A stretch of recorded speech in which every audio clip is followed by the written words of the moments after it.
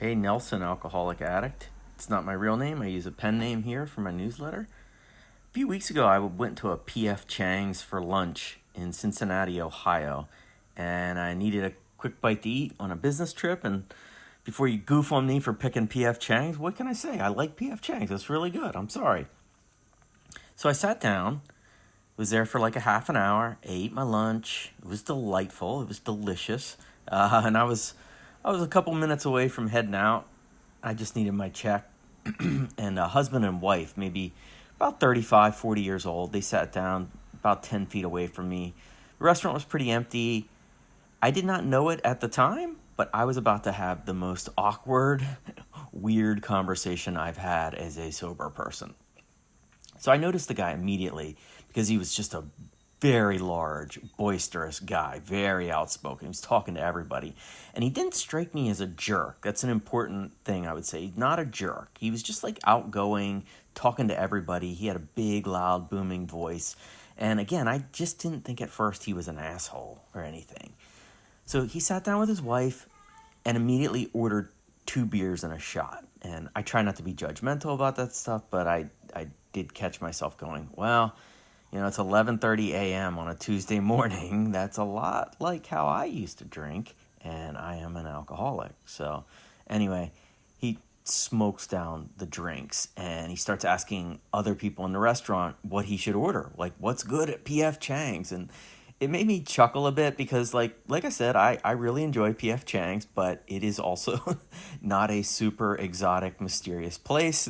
The menu is not that complicated. So I admit, I'm plugged in. I'm paying a little too much attention to this table that is not mine. It's someone else's table, and I'm plugged into it. So I noticed that noticed he was pretty funny. Like, he had a very commanding presence as he talked to people, and people liked talking to him, it appeared.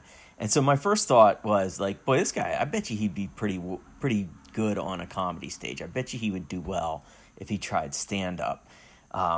Like I said, the guy was not obnoxious, and so people were responding to him, and those are the ingredients for a good stand-up, in my experience. So the server, she drops off my check, and she's on her way to that couple's table, and I'm looking at the check when I hear him say, in my direction, "Hey man, you ever have the lettuce wraps?" And the server was at his table, and the guy and his wife were ordering, and I looked over and I said, "Yeah, I like the lettuce wraps." And so he ordered them along with 2 more beers. And then his wife ordered after him, and all of a sudden I'm in conversation with them. The floodgates had opened, and so he starts asking me about me and what I like at P.F. Chang's, what I was doing in Cincinnati. A lot of small talk. I remember he goofed on me for coming to a P.F. Chang's. He said, "Of all the places, man, you're gonna come to a P.F. Chang's?" And I was like, "Well, dude, like, you're here too. I mean, you live here. Don't make fun of me for not eating more local non-chain food. You're sitting in the P.F. Chang's right beside me." So we were having some small talk, and it was fun. He was an amusing guy. He was just firing off hot takes and goofing around. And I noticed his wife didn't say much, but she was in the conversation. She was like saying some things and making eye contact and participating, but she wasn't very loud.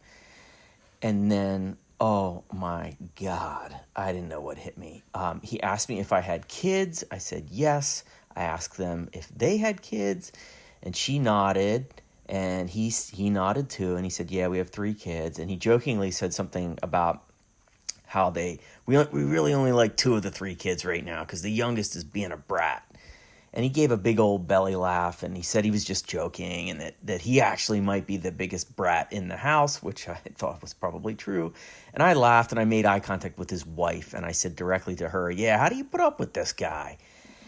And she looked back at me and said, "I won't have to much longer. We're getting divorced. This is our last lunch together. This is the worst day of my life." And then she just started crying.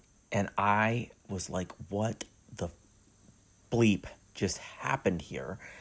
He tried playing it off with kind of a joke that I don't remember because it was uncomfortable, and I couldn't believe what was she just said to me. And so I calmly stood up and I said, hey, it's nice to meet you guys. I'm really sorry to hear about that. And I wish you both well. Have a great day. And I headed for the door.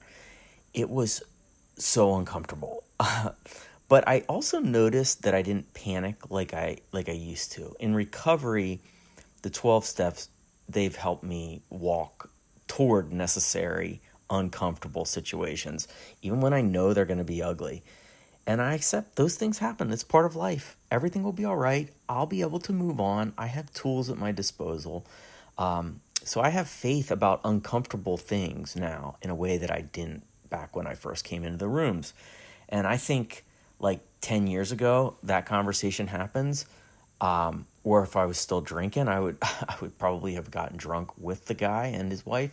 But I think even in sobriety, like maybe 10 years ago, I might have stayed at P.F. Chang's for an hour and tried to be like a marriage counselor or a sober coach for the guy. I would have probably tried to drive him to rehab somehow.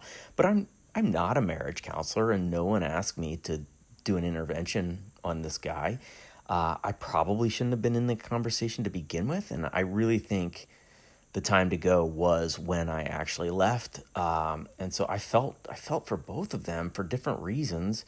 Anytime I see somebody who's on their fourth beer and it's not even noon yet, it hits my heart a little bit. I've been there. I know that life. But honestly, as I left, I thought back on the previous 30 minutes and I could not believe how cold that guy was, his behaviors.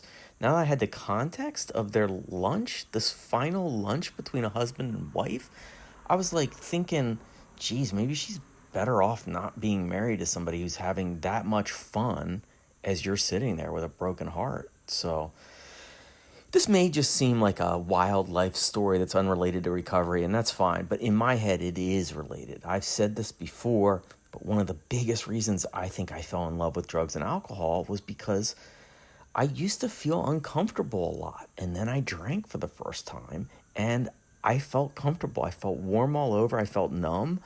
And I used to just run from stuff that wasn't pleasant, just run the other way. And that feeling didn't just go away when I stopped drinking. So I had to work through it. And that conversation was a good reminder that I've made a lot of progress. It doesn't always feel that way, but I have. I've made a lot of progress. I don't see it every day, but it's there.